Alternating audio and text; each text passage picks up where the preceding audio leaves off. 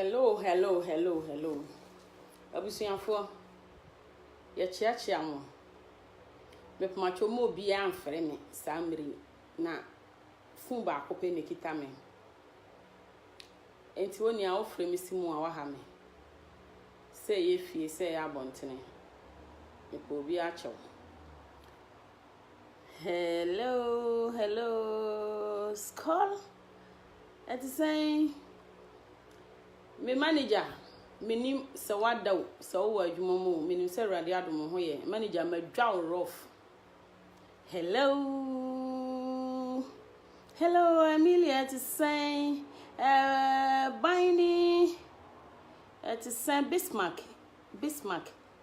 abusuafo da che hema mo hwe me life and colored e wo Europe kra me wo so me mo because me free Ghana I landed enra. Eti baby am one de men kan betimi wo Europe.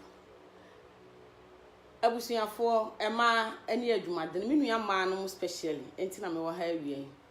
Me kan ma ye program bi e de be bada che hima program so ne be frɛ no ema ni adwumaden. Me kan ema na magye so adwumaden.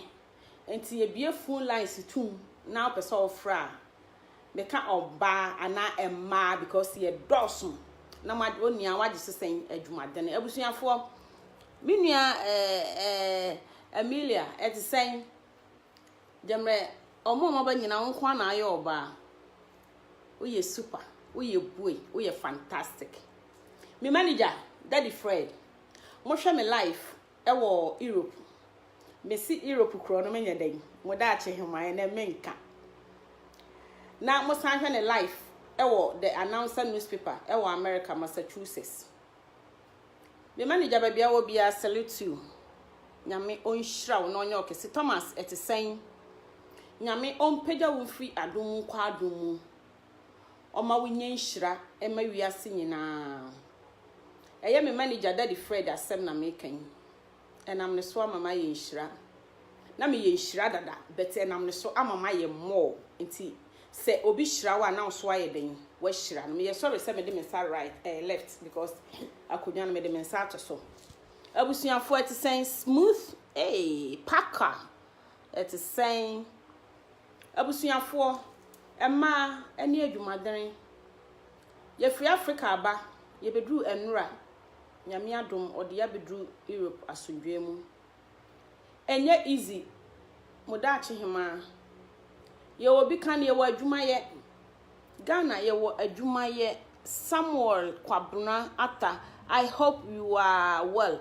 Yes, by the grace of Almighty God I am doing great. Abusuafo ye wo adwuma ye wo man Ghana mu. Mi nuanom abusuafo, mi nuanom ye wo abroad. Mesremo mo da ache hema de ye ye die ye man koso ye man ye die ene eda makoma so ema enkoso ema ye die Kwabena asiedu sa kodie nyame onka ho bra Thomas edu nyame onhira mu nyina nyame onye mu nyina akese ye man Ghana nti ena modache hema amamani abre wo social media bebre nka modache hema social media de nka ye nka ho but enema bi wo ho a ya no amene mu a enya adwuma na ye ka ni praying enye praying fa nyame afa yensa so ade bia beba bia dache hema ya no beba mu bia nyame mane todin me kai Kuwait nsamba ye nana ya brefo mo ma me fa nchia mama dofo mo Ghana o mo ye presenters nyina Sally at Saint Joel nana ya abenfo Adom TV nyame nhira ma hu sesese na obo degree ni mu degree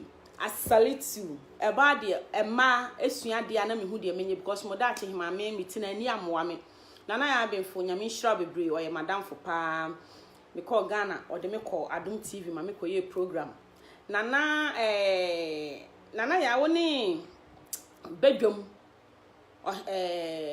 bedwom pesa me bo do kan ho no me kan ne di amebo mama Zimbi me da me da se mi nua mama Zimbi I salute you ya chele rough Ghana de abusuafo home sweet home me chia Nana Brenya Mama Zimbi wo Adum TV me nua Nana Brenya wo Nhyira FM me chia wo Sule wo Sunwan Radio BAL me chia wo Kofiziko wo Sunwan mo radio no refi ne din wo ye manager wo ho me chia mu nyina Francis Osei yaw despite me pacho despite original despite anade here Kwame Asiedu Sakode ohima kwabna asante ohene ba kwabna asante ohene thank you I salute you Kara asante unia ba dachi hema me chia wo me da mu nyina se nyame di me abedu Europe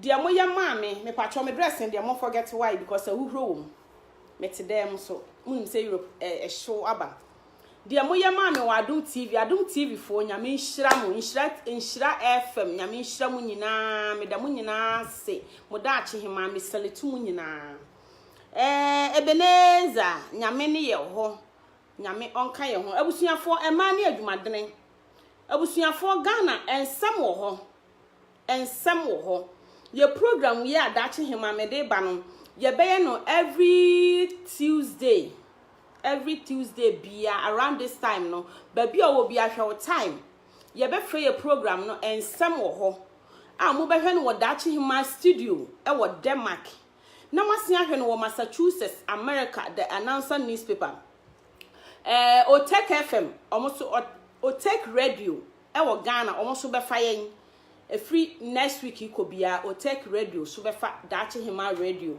enti mu betimi atie o radio station mu betimi ahwe o announcer mu betimi ahwe o Facebook o dachi hema ana Ruth Newman abusuafo ensem wo ho programming ya de bramo e wo Europe dachi hema me ko Ghana me bedru enra mumisa me se ensem wo ho de entina me simi program ne ye be frɛ no ensem wo ho ensem e wo ho because airport Ghana airport say your program no ensem a e wo offices any institutions na eye serious no ho adwuma ne ye be no dachi hema program ensem wo ho every Tuesday me pacho Tuesday this time bia baby a wo bia betimi ahwe dachi hema Ghana na airport ukowura bathroom a omo tete woni bitimi wie ya na obisa asem pacho wo mamiska wonti ne ba bia je se Ghana na airport for me ba airport ma nyi me ho adi de mo ye nyina na me ka mo nsem nyina na me de start wo Ghana airport me din the route ubetimi afra me dachi hema me se Ghana ye dienti e na dachi hema me manager Adaroma ma join social media me nya blogger me se me man ye dienti e na me join social media me man ye dienti na ma join social media Dina etisen abusuafo Ghana airport ukwadwo so na upia nipa dasani be hia obi a opunu a opie ya na obisa asem madam me pacha o ma me kakra nhye me ho enany 3 days me to Ghana Saturday me kwaye na obi adwonso awie ntinipa ne gina ho a wo horo ne nsa me pacho ye ka twi we nya professor mo obi a me politician ayibia wa ha enye politics asem ne ye ka Ghana ye die ho asem e na daache hima America wo a wo politics asem be ba ha abeye politics asem no ma hia ma me pe politics wa ha Ghana ye die yenuma ye wa mi program so 100% ye wa Europe eti enim se dia brochire tie eti se me daache hima me tenase na me ye program obi an for politics ma ha me se me ye CPP me ye NDC me ye MPP me ye DPC me se Ghana ye de ntina mo social media me pe politician program bia wo me program so obi a me ye politics wo me program so mani abre because Ghana ye de ntina me wa ha Ruth I name eti saying Nicholas eti saying Ghana airport ena wo dwonso a upia ye bisa usika abusuafo me pe politics bia wa ha emani ye de ntina me wa ha me program no me say ensem wo ho Ghana ye die eni ntina daache hema me wa ha ohima Oba ohima nana sewa breketu ampaful. Yes, Nana, I salute you. I humble myself. Ghana airport, and I'll call toilet, and I'll call washroom, a upia. Yetim bisa usika. Ghana for more ho. When ye sabi asem, and your politics asem, no cranny ye can waha. Me, munim some of that him, I mean pet a tro. Obapa ama kwachi. Me patros the last name no my money ya fachemin. Me free Saturday, me kwa no bi adun so awie nti me so bi ko ra bathroom. Na me sha bathroom na me te say Moses Chreme. Me sha bathroom na me te say girl na o gina eho no bi say obi say madam na o ma me sika. I was shocked. Enti me sha bathroom ti 70 min kasa. Nti me dun so wie ye no. Ana me hohoro me nsa na girl ne bre me pipa. Ana me de pipa me nsa.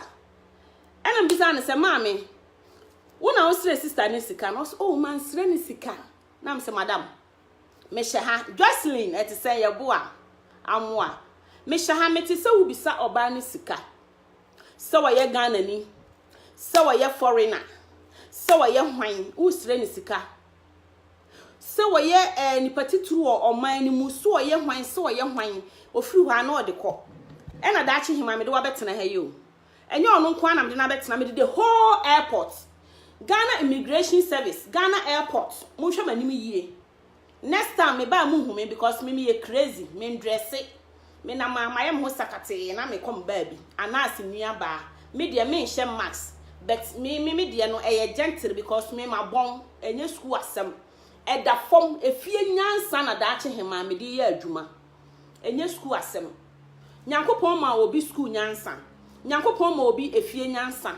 Ye was school nyansa ene efie nyansa me nua Canada Japan I salute you JB I salute you Mama Kate Jamfua I salute you ye wo efie nyansa ne ye wo school nyansa me de no school nka ho because me ma bon obi oni mi bia oba me program so ni se me de me betena ha nya abrofesem ma bon nya ha na be book long me ma bon Jocelyn, long time dear, hope you are doing you are coming back very soon. I am in Europe. Jocelyn, don't worry. Unyaba me wa hello auntie. Me wo Europe sesia.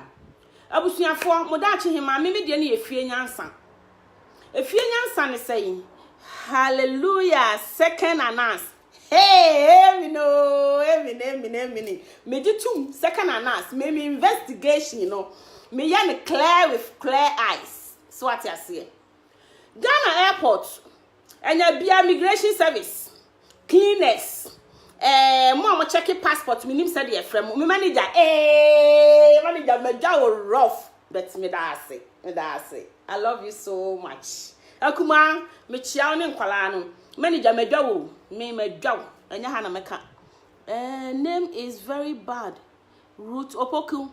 Name is very bad. Why some of them Ruth, why you never intimate me can please praise the Lord. I have missed you very much, my one and only superwoman. Thank you so much, Jocelyn. Mini animal second anas. Mon friend me dache hima second anas. Mon fan so mame. Airport na wo kwadwo nso a nipa da sani wa pie a wo pie no bisa me pa chawo ma miska. And I beside again say, sister, when I was my minister, I swore that be my friend is na sister. Mete. And I'm me. Me the one sreme because the one me the war no. And 20 minutes then answer me. Kwana me man ka crash no. And ya bia me bisa Ghana aban. Bisa airport fo, me nu mo ye ayi wo airport. Ye ntua o mo ka na. Cleaners amwo airport, ye ntua mo ka. Omo check passport. Oje o passport a na ehwemi ansa na wako abra wudu Europe wudu America wudu London wudu Asia unu airport mo obi ankasa hwe no Ghana fo ade na mugu yanim asesa ya bibifo anko na edu airport a mu bisa ye sansem na na se foreigners na ya mu bisa wo mu enya bia me bisa mi program ni de ensem wo ho Ghana ye die enti ensem wo ho Ghana ye die enti mi manager me patcho mahu so wo so tro to ho every day this time every week this time you be start program no and some ho Ghana ye die enti manager wonu say Obama bon tro na fa to ho na fa hye ho ma me e be program me mpa mata ho me mpa asem bia Ghana fo ene mo mata ho no me program ni di and some ho Ghana ye die manager tro to ho ma me Deborah Batty me puma me be so Ghana Airport Services yentua omo kana immigration for asalitu and nano Saturday Ghana immigration for metemo a na masole. What about other workers omo check passport omo wo cleaning room nana owusuba na hene obi do wiase sankrofo me pese bibisa yentua omo kana me drew airport me kwa me niema abro so 7 kilos almost me ntia 280 euros $280 enya bia me pese me bisa oba Europe omoje Ghana sika wo airport ana enya me patro Ghana fo no kra ne ye kan me sra mo me se mo bia fanya politics wo abaye politics wa me hia ma totally because Ghana ye die enti na me da ache hima nyame di ma be pie social media me nya blogger because me nka obi asem de me mani ehunu e na me ka ho asem me nka obi asem de me mani ehunu e na me ka ho asem mani de me se bi program ne de ensem wo ho Ghana ye die wo pa troni me no to o ma me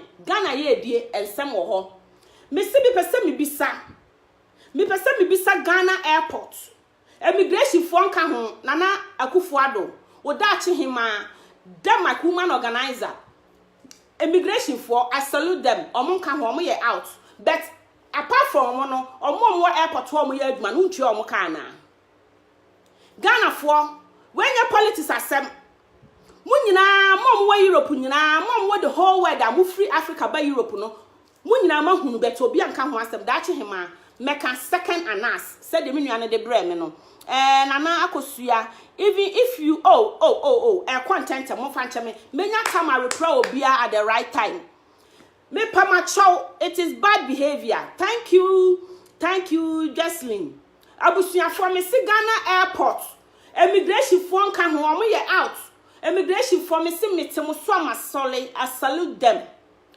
na omo maka workers na wo ho ni nyina nana Akufo-Addo Ministry of Home for Mom Airport no muntua omo ka na se muntua omo ka muntua omo ka se muntua omo ka so na muntua omo ka yie muntua omo ka yie na omo allowances na airtime na egu oman Ghana anim ase babia nu a wo kwa airport ura bathroom wi a ye bisa ase na wo ma me kakra nhye me ho babi bia nu ho the whole world a wo kwa airport na wo kwa check wo kwa ye check in na wa betu kwan a ye je o passport ne hwem wi a ne aka tro se ne ma me kakra na me hwa abusuafo ye ntua o mo ka je se Ghana James Boateng well speak dear thank you so much so true they beg for money abusuafo me patcho me bi so they beg for money ye ntua o mo ka na Ghana mpanyimfo minim airport ministry a o mo hya ase eti some minister na owo sa area no pay be na mo de ma omo pay be na mo tua omo ka de na mo ya ma omo awala allowances be na mo de ma omo a enti obi tunu kwan a ono wasese ne sika a odi gya nipa obeja ne kwan na afi na wokotuatua wo ho me pese me hunu Ghana fo mo me ye hu nokre wo wenye politics wenye talk about the men issue and stop the bra me de nyama me honhom ma I will come back and Abraham Blay aka or say talk about the men issue and stop the concept. Thank you so much. Things that you are doing, you can't tell me what to do. I am not calling you to come and listen to me, okay? I am doing my concept because I want Ghana better. Ya pe Ghana ye anything na me ya concept no. It is so feel so untimi ntwen a clear yourself over from here, okay? Thank you. Me pese me hunu se airport one ye ntua omo ka bra me start me program me kan se me pe rough wa ha Ghana ye die nti na me wa ha enye concert asem se me ya concert a Clear yourself over there. Ghana ye die. The whole world, Seminia Abraham Blay Aka. So won't you kind that me be so? Airport to Ben Oko rub bathroom now don't swan. Now Pia, near Bissau semi yesika. Me be so. Airport to Ben and a do passport. Near check here. This all this come they beg for money. Bra, mommy and kind of crabati, anything on my Ghana yanko yanimno. Someone me nya hypocrite. You should share ni money pa Diana away ma. Papa na owu ye no na yere ne kan ye no se Ghana for ye hypocrite. Ni someone me nya ya o man Ghana yanko so. Ye mpa no kre, obi kan no kra be ka chem se me ye concert. Me ye concert, se concert aja ko mo ye no mo de nya sika. Mimi de no obi antua me ka wo. Me ni sika wo bia ho. Me twa take it call Ghana na. Me koye me rounds no enye obi a na tua me ka manye bribe wo bia ho so ate ase me se Ghana ye die nti na me da ache hima me wo ho bra wo be study na clear yourself over there ade na Ghana for mo pe no kresa so what to find that na so wo Europe wo America wo London wo Asia airport ban ene ye do passport e ka che o mo se me yesika airport ban ena wo rub bathroom ena wo clean wo hu wi a ya ka che o se me yesika adana Ghana mo pe no kresa ye tue o mo ka o mu gu airport woni tue o mo ka mo so na mo di problems nyina gu aban so ena aban na se gina ho na sresre bo so me so no o ma uska so o ma uska na nso a adana wo pe part time job bi enka ho ana mo no se Ghana gu ya ni ase hwe makwantu owem tu ya me kan ransom makwa the whole a year and sana madru Europe. You don't believe it. Dubai airport. I was shocked. Me de me passport mine no je yo hwe me din an no start ni me country. Arab ni oni me country et sen me see eye. Ghana te sen me see you can speak my language just yeah. Na me say Ghana boko o hwe mu wie no enye nanti yo. Wanyi me 1 cedi. Bra. Hey. Kan ho kosoro na wo kra me hwe wayi na wo put me off ya kan okra mo mpese be kan okre otitwi eti so oba Ghana na bibi koso ne enya office oba ni kroma on fa me program ana o meka se Ghana airport uduru no mo sresre usika adani e kan okra Ghana for mo mpesa adan se me ya concert o me ya drama na nya concert drama na ya na nsem so ati ase hey, ube study or higher study what na modachi him am very good but me pense hunu. Ya kind of question man na mu jana wo twi wo kire say go straight to the point. Ade wa frame say me program. Uno invite me. Una frame, una twa me internet. No aba kire me de menye. Clear yourself. What it? Ya do airport o mu sresre sika na ya ka ho asema. U jina usuba na hene say you have problem with her program. Hey, me pese bibisa Ghana airport yentue omoka ye kan mo me yanka airport be na wudura ye sresre ska airport be na akwa washroom a ye sre uska abusuafo mo me yanfa nya politics mo me yanka no krenchire ho they also beg for money bra obi adikan abeka se obi ahu se airport o mo sre sika but no one is bold obi anu ho be me brofo no be ya amana ba wie obi anu ho a obeye bold no abeka sa asem no da chi hema meka Ghana airport mo hwe manim yiye Midru airport, me kilos, abroso 7 kilos, just 7 kilos, almost mean $280. Me pese me bisa na akufuado. Any Ghana airport services say. And na akufuado Ghana government ankasa say. Me ba Germany airport a. Omonji Ghana sika wo ho. Me ko America airport a. Yemfa Ghana sika nto ade wo ho. Apart from so be use card. And now be use euro, and now be use dollar country awo so. Ada na Ghana eti Ghana na edu airport number ji eska ji $. Ukodu Ghana airport, oni amabu ebro so 7 kilos, so be $280. How come? Ye dis cities. Esu ye $2 wo airport. Ghana ye dis cities. Me pese me bisa authorities a mo hwe airport so me ni ministry a airport sha ase. Messi ye dis cities ye do airport am pese ye ntua $. Abra me ba Europe a me do dem aka me ntua Ghana cities wo airport Me do Germany, I mean Ghana cities. Me do Britain, I mean Ghana cities. Me do US, I mean Ghana cities. Me do Asia, I mean Ghana cities. How come say Ghana ye Ghana and ye free you come back another country, you bet your cities. Man who say ideas man. Mun nyina mo hasan sem we nyina na yesa ya mo ka ho asem. Me pese bibisa. Me pese bibisa. Say ada na ye di cities. Na ye tua dollars e wo airport. And obi abie ni hotel any private work enu me ka ho asem be airport Ghana International Airport me boa na abusuafo mo program ni so ente eda na edu airport e kotua dollars na airport for ye tua mo ka immigration for ye out of this program omon ka ho immigration for nanu Saturday I salute them. They did their work very well and I respect them. Me timi come asem back because man who mistake be about omo na other workers in the airport omo say baby ade ye niam to so no omo check your passport and omo cleaning room me pese me bisa Nana Akufo-Addo me did the route wo betinya frame me da che hima special bam e bi nka ho wo hwe me wo me manager program so e wo the announcer newspaper Nana Akufo-Addo wo hia me personal wo betinya che me manager atu because ni program na me ye me manager ne the announcer newspaper Mr. Fred who bet me achi na tum se me kasa no man kasa yi amkwachi me manager because all me manager me se me bisa Ghana aban authorities sir Ghana airport omo sha ase ne say ye di cities adenti na tua euro dollars e wo airport akoso for so many years getting to 8 years me started to kwan wo Europe de bia ye tua dollars last year me ba Ghana me tua 30,000 Ghana cities omo checking wo dollars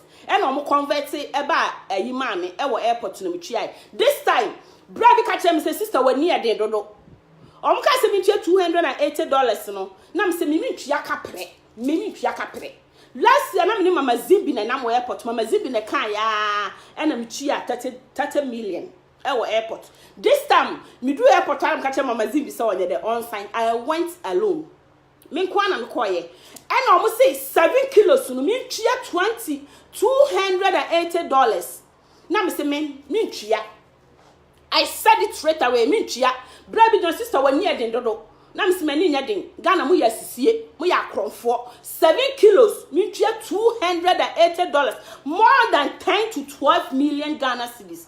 How come na me ntia say ye di cedis nye tua dollars for airport Mr. Akufo-Addo Nana Akufo-Addo Your Excellency the President of Ghana me see ye di cedis eti adenti ye tua dollars for airport munchire mi mu enye sasasem we meka kopum say the whole world betting because obia no be from America obetua Ghana cedis for American airport obia no wo Britain obetua Ghana cedis for Ghana Britain airport obia no wo Amsterdam obetua Ghana cedis e wo Amsterdam adam yete Ghana na yetua dollars for airport Ghana for mumiefa hypocrisy no ento nchen mumiefa si facts ni yenka no kre ni nyina ye ho kye ye ne ye bre o man Ghana mu empanyimfo no authorities no omo ye omadwuma ba nipa na owo man ye wo man ni mu no da bia me ka se yesu ni ye ban se Ghana fo yansesa ne ya moa aban na Nyankopon na otesoro na obo me no mie no sane ba airport ho o sane ba Ghana mamu a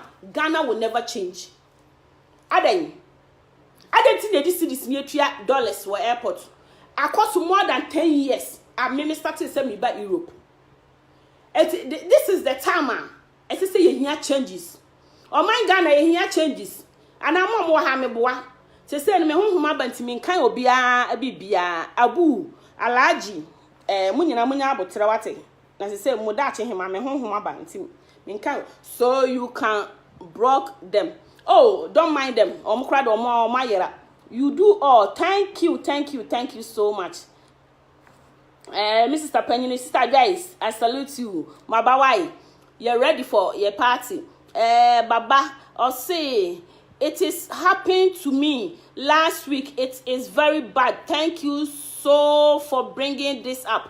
Thank you too. Abusunya for when you share ye hear more all kind of crumble support. O man Ghana enye obi adia, enye obi papa dia, enye obi mama dia, ye nyina ye Ghana. Ye nyina ye Ghana, Ghana ye die nti no man Ghana ye wo ho. Abusuya for mo mienka no kranchire ye ho Madam Catherine et saying Mummy kind of crunch ya ho na mummy nya say ya hypocrite. Rutopoku. Thank you, mommy. Some of the workers are wondering why they always beg for money. I don't also know. Me patron, me name James Watson, or say they even charge television fees. They are disgrace Ghana. I love you so much. I love you too, and I salute you.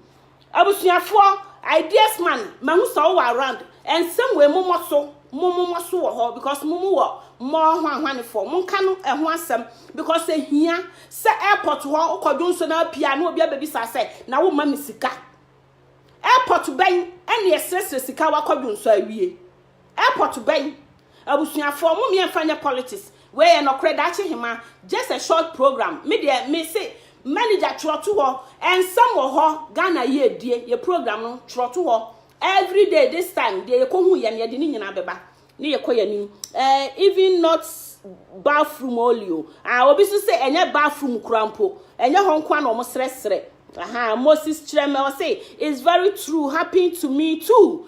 Someone who said among and some shishedi pa ho and some shishaya ho, but obia don't want to talk about it. That him man who say tentene nyankopon se so mami hu ade because some kind brofo na ka mepira mo nyankopon amama hu ade betwi no enam di kan say ye wo fie nyansa ene ye wo school nyansa ene ye timi di fie nyansa ene school nyansa ne bom na ye adwuma obi so be fa fie de nko an na ode ye adwuma kada de Japan kan ye me nuanum binumo school nyansa nko fie de nka ho ye de fie de nko an be fie de emu oduru school de wo ho be fie nyansa no eye ward anas simon so ye ne bidio de ye de fie nyansa ye nim da ho because no kore ye nkodi toro ye nje bribe no kore ne ye kan eti ye nhihye ye nim mo pa metumi dukui miti me ko na me bakra ma nya miti me na airport so hu me dress am de na airport abeka se adachi himani na ye dachi hima special ye kan okra ye ni tro de ani ehunu ene ye di hu adanse ye se de wo bible mu because in twanto so e ya de adachi hima mempe eti ye woni pa bebro ha omo se omo so ato omo no airport will take money from you. No, yes, only Ghana. Obi so atre alide was say enye airport bia no ho mojiska just Ghana my ade monko so Ghana fo ene da che hima maka na me make sure say ebedu authorities anim someone munim say me rewura ankasa munim say me rewura me I will make sure say I will take this to the top of the authorities ama aya adwuma na sasika sre no munim say me buy airport obi frame me for Europe catch him say route hwe na odru airport akoye video nam so medi me huni me nya video ma nya video but I record it because say coconut ne dey media enye video asem nyansa na ewo mitim school dia na egu ho we nya video asem bra me pacho wudi no we dey mantimi ankan the immigration our the west me nua be ma immigration na no me duru ho ma hu problem bia obi even me feel me pipa no kra no me date of birth man tro man bisa me e na oye ma me e na obia mi se miskasem o immigration kadachi himama ni meka dodo ka meka no rough because me nsro no kra na me de mahunu na me ka oni a obom dua apetampe wa mom dua apetampe utu bitu a ten bi wu a me ko magibidin because Ghana ye de ntina me wo ho immigration for me nua be ma we de me ampa mo da chi himama hu hwe e wo ho last year immigration ma hu hwe airport me tua 30 million na me niema abroso ntimi extra kilos so ma me tua 30 million this time 7 kilos just 7 kilos $280 meanwhile ye di then cities me se me ntia na Akufo-Addo o da chi hima Denmark woman organizer me pesa mo di adwuma say yet Ghana na di dollars for airport me ntia se because the whole world airport to be anywhere omudi different money apart from musika me ko Ghana Germany airport omuka chere se be na ma abro so mintua €70 say €100 because omudi euro man kan chem se me ko tua Ghana sika adenti na madu Ghana na me na ma abro so am ka chem se mintua dollars akromfo hey munja masem ho na Akufo-Addo me se airport ye di cities etisi ene ma abro so ne ye betua SSA ye betua cities ye tua dollars Me nuanom a mo Facebook a mo ye programs. Me nuanom a mo radio stations a mo ye programs. Mo nyina mo tu kwan. Mo nyina mo duru ha ya gye mu bi. Mo ma ne me ye daache hema ma no fia nko na eka. Said they wo free America ba airport wo nema bru so wo tua dollars. Wo free Europe wo tua Europe sika mudi. Wo free Asia sika mudi na mo tua Ghana sika. Na Ghana ye nema bru so na ye tua dollars no. Me se me tiase munyi mfiri ho. Ye nema bru so ye betua ene the whole world airport bia wo nema bru so wo tua. Betu tua kro ni sika o mudi. Wo nkotua obi sika. Airport ya buy airport. Enye private airport. Ni yakotua different money. Ye betua cities. Miniano mo support so ye be protest against that. Ye be tua cedis, ye tua dollars because ye di cedis. Some person ye di dollars. I won't change Ghana sika. Ni nyina ye ni dollars. Ni enko ye nim. Thank you. Don't mind him, sister. He is on travel experience. Thank you so much, Benis. A free year. Evangelist Awia. I say, Minia enye easy wa airport. Enye easy. Root I. When speaking to them, they refer and speak English, and it's very bad. I'm not able to. Oh, that's him. I speak English. Yesterday, 3 days ago, I speak English. I try. Papa.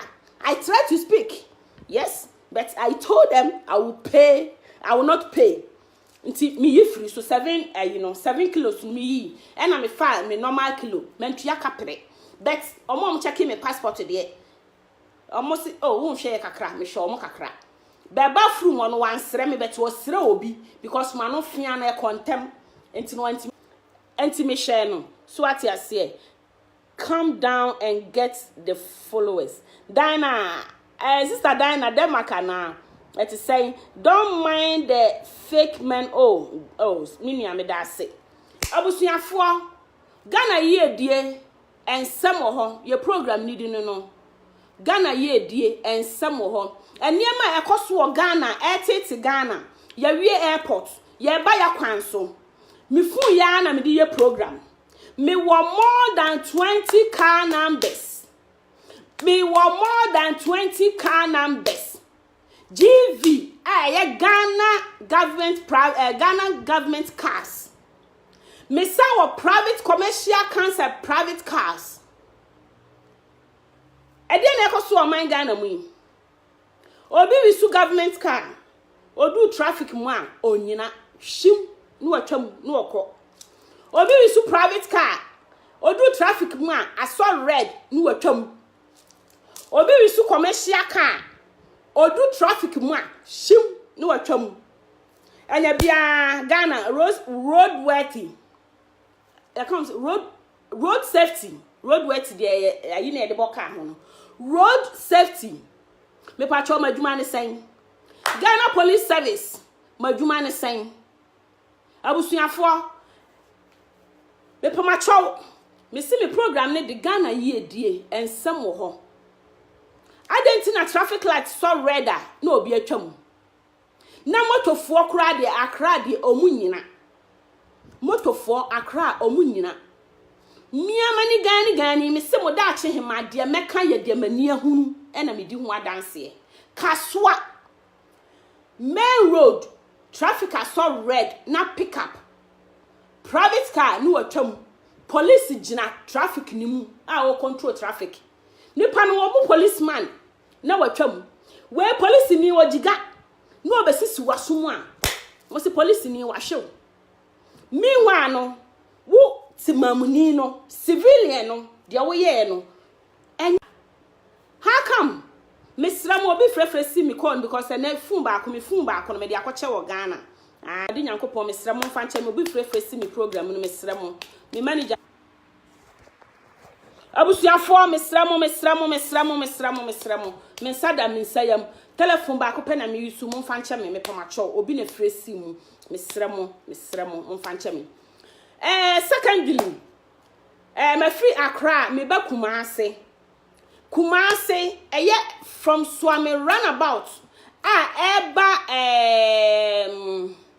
Swami roundabout eba if I was saying Abreport Junction eye 1 week ago and then 2 weeks na me ko hwe obi e wo area ho eti car na yetimu no ye du kwan mfimfin ho ba bi pepepe e na soldier car kese o twa U10 e wo yanim car number no soldier car no ne car number manager tro na sa car number no tam ni bibia me de be ma wo later na ma bisa sa soldier man na no o twi car that time ne say a civilian ena obusi nanim ena okita fun e wo ne nsa baako ena oye call ena o twa U10 e wo obi anim a enka on cross no no mkobo no kombebo no one o twa U10 wo car de ye car kese soldier car kese car number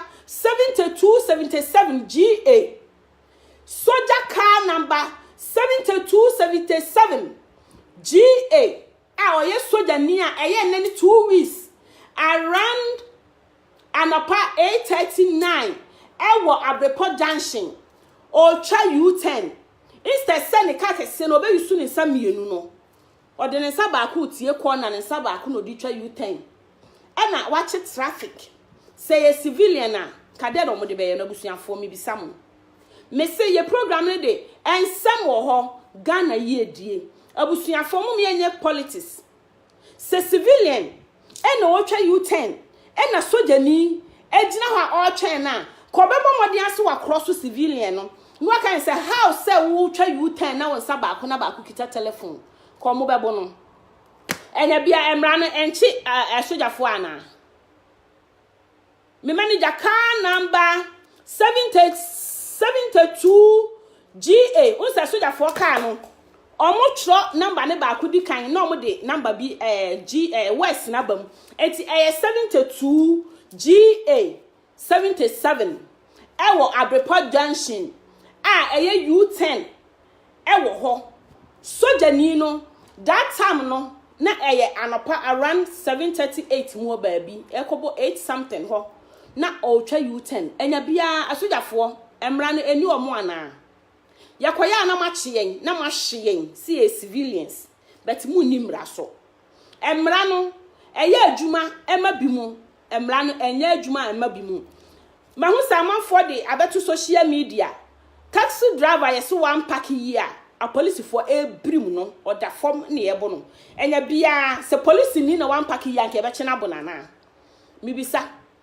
se police ni na one pack here nke be chena bono because so ya buy nipa so the ni a o twa U10 nani sa ba ku kita telephone nani sa ba ku da car sti ya so enya private car kituo omo car kakraka ni bi no enya bia ono emra ni na na oman be na emra nya adwuma wo mu yi ye symbol ye freedom and justice de bia me ka freedom nya adwuma na justice a support it na justice nya adwuma na freedom a support it oman Ghana for emra so sa mumie jai hypocrite hwehwanimu said ye pa kwasi misiata na yebe nka te Ghana for mu ye hypocrite wase mu ye hwehwanimu Ghana for mu ye hypocrite emra so sa mumie be jai hypocrisy na ya face fact na ya ka no kre na ya ye mind na home sweet home Ghana ede home sweet home Ghana ede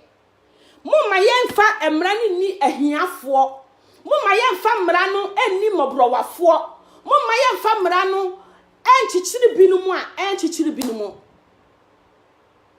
adia ba ko Ghana parliament o maya eno sumi tu chema o mo second de Japan o mo so ankasa yi a o mo ma na apologize ye se obitimi apologize na ye a judges lawyers hwanhwane for no mo de o mo ho ye den ye program we ne say ensem guho ensem wo ho Ghana yi edie eno no afutu frafra ye de mix akora na okum de JB dankwa no a mode ne court na mode ne ba getting to 3 years no enya bia anti so munya true bia wo mu ana akora da prison otimi frese yemfa na yere mra no ne na akora da prison okita mobile two mobile phones akora da prison otimi ka sare papa yale yema ni sika nkɔhwe no na obi da prison ne yiri mpɔntimi hwe nani ne mampo entwanto suo bi de wakum nipa wagia tum so wakum nipa Ghana judges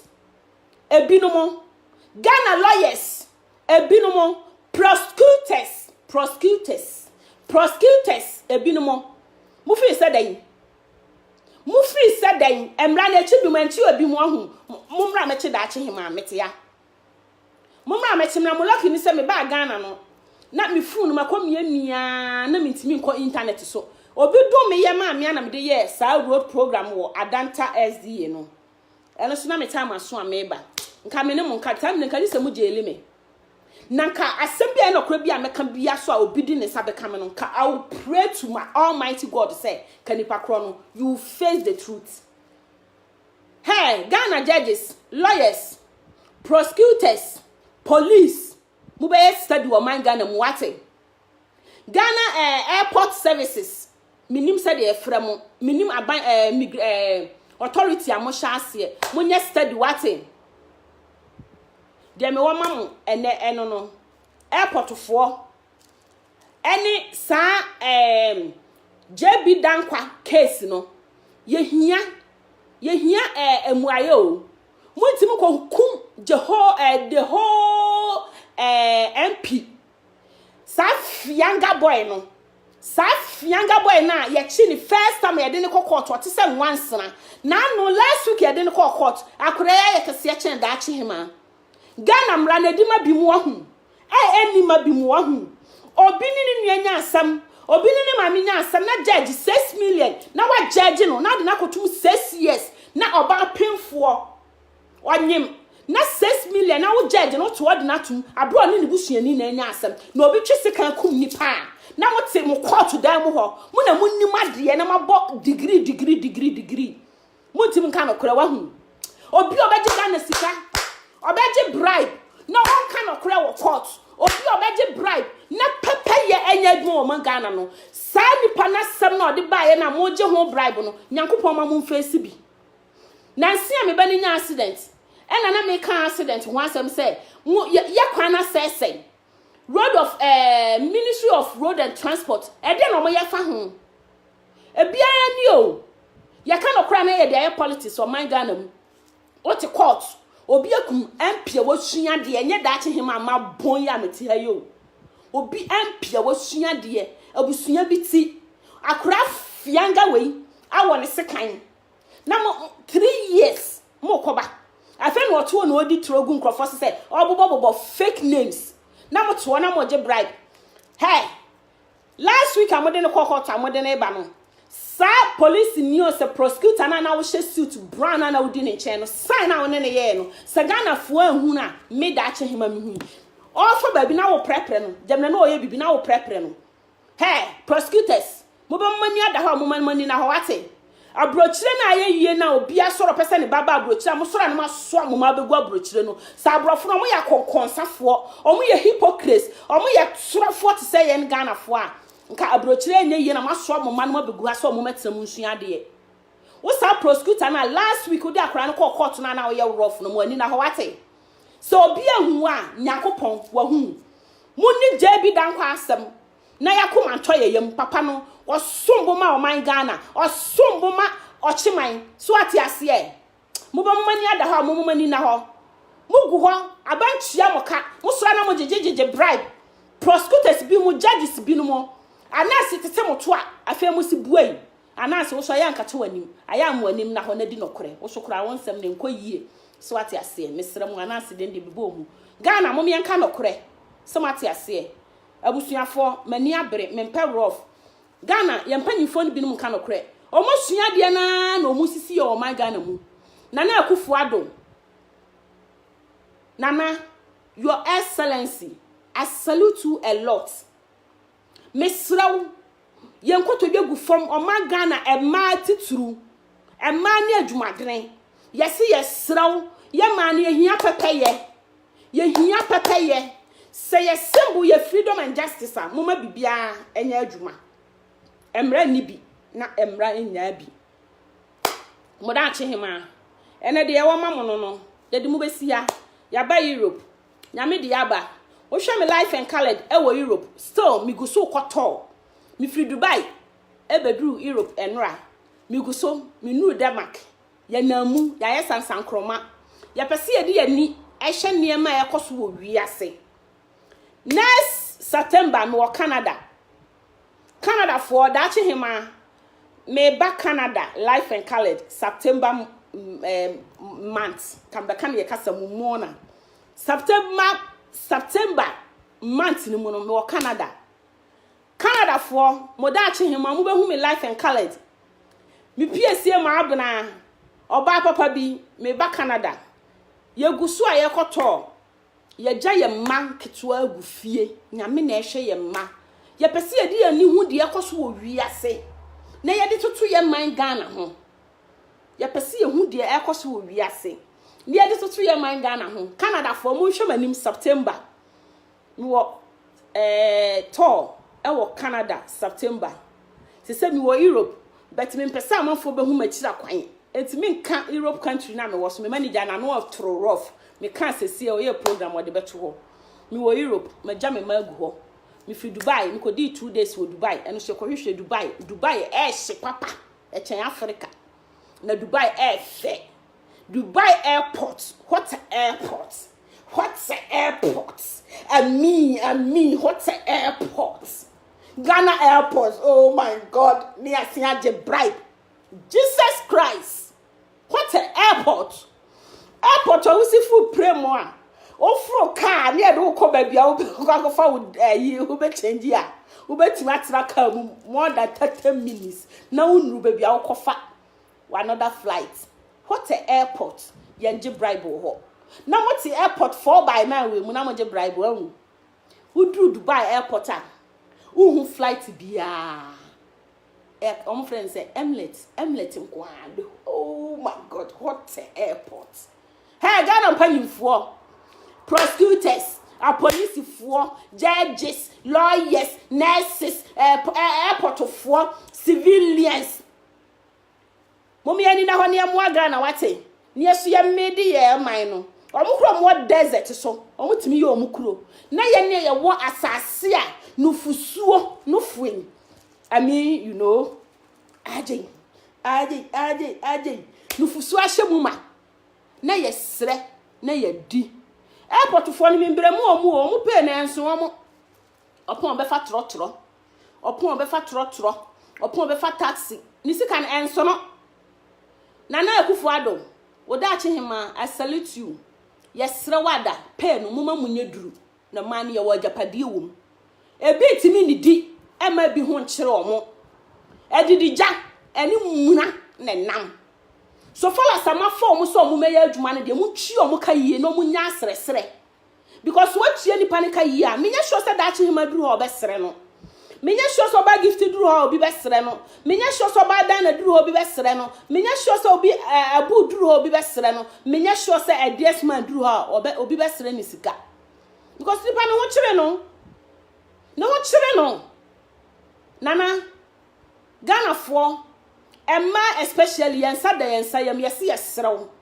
boayen because omo ameka so omo sire sika wo airport nyina no Emma bema ba ko pe dudu na omo mi hu so omo sire sika nyina ye ma bema ba ko pe bema ba ko no ne de na ote ba bia me de ma de ne kosi su na o se aboro so 7 a o se mi ntwe $280 eti Emma ni adwumadene Emma ni oman Emma ni nkoso Emma papa bi Ghana for ma kokodurufo Ghana for ma hofefo yesra mu support da ache hima na ye ne Nana Akufo-Addo yesra no mwa yen na Emma ye bre because airport omo sesika nyina ye ma because sani kunu na kohoma papa bi because be ma na adwuma nye eti wo kono amfa bibia ma ne baba ye da ko school obeda no atua ne chop money obeda no atua school fees obeda no ayi echese mi hu de menka Emma ni adwumadene yesra mo Nana Akufo-Addo hu mamobo na I think say the whole world Emma ye popra chen bibia Ghana nko an Emma ye bre Ghana nko an Emma ye ho kire yen Ghana nko an Emma ye sresre Nana Akufo-Addo wodache hima special mi jina Ghana for man nyina na mu mi sada mi sayam hu ya mobo Yen manu mo omo government sector, civil sector, omo ye private work, yes raw boa womo. Na ema ye mobo. Emema omo check yo. Omo sole no fa ne bag no kwa opa o mafie. Enkola be didi. Enkura be da. Enkura be si. Enkura be num eye ema. Nana wadawruma.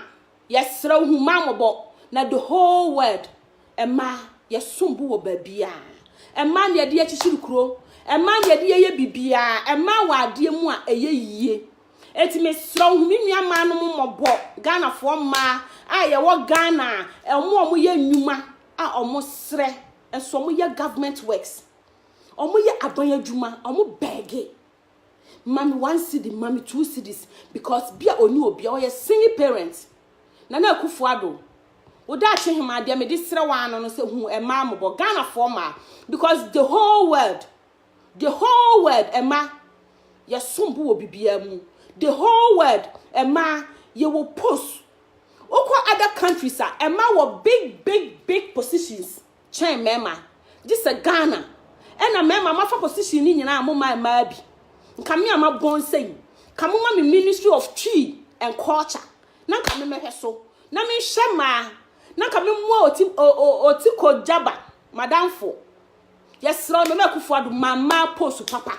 Na tu ye pay mu ankasa ma ema no ye pay no enye dobro emema ne de ne tete so fa kan ma ne de no because mema no munya sika e de no mo de ye ema ye ne pagya man yo se man ye nsam ye dura ema pagya ema ye di ye ema pagya na Akufo-Addo Ghana fo ma mobo Ghana fo ma research da ache hima no se ye serew airport omo amhu so omo sresre nyina 100% ne ye ma Bema ba kope.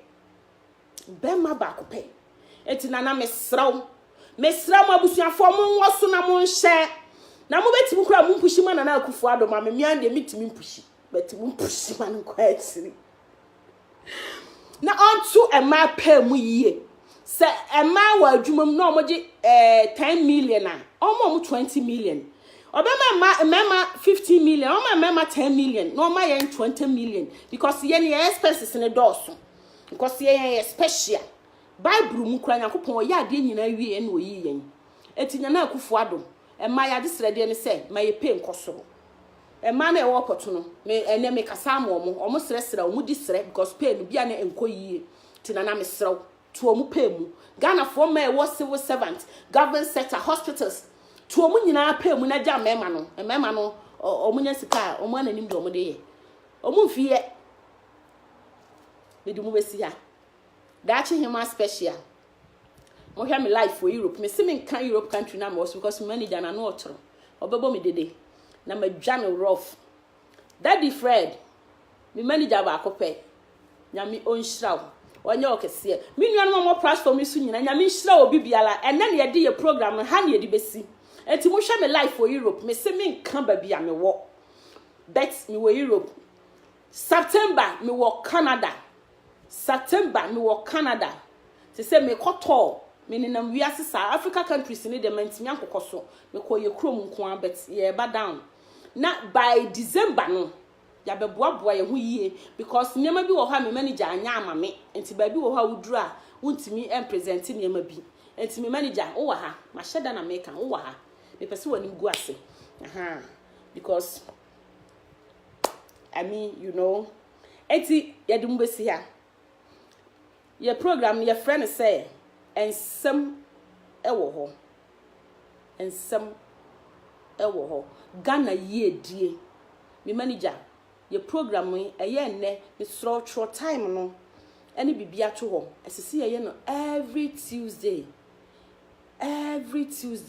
Ghana ye die sa na ebe free program no enti abusuafo am wo platform so nyina nyame onhyira mo na onye mo kese na onto obi biara nkwa na mu me nua ma no me sra mo support na ye kasama Ghana ma na ema ye bre ema ye mobo ema ni adwumadene ema eni adwumadene ema kokodrufo ema hofefo ya santo asefo Ghana fo ma papa bi mon support da ache hima na sa program we no ye mani trend na enhita babia na yehunu de ma ekoso wo manga na mu niema ha yen especially e ma ye wo Ghana nyame nhira mo medomu nyina mo time madaje mo mra mo de be hwe me nyame onya mo kese wate nyame ompeje obibiala mfra do mu kwa do mu. I love you all brofo ne de enkoyie enso ye be fa ne saa. I love you all.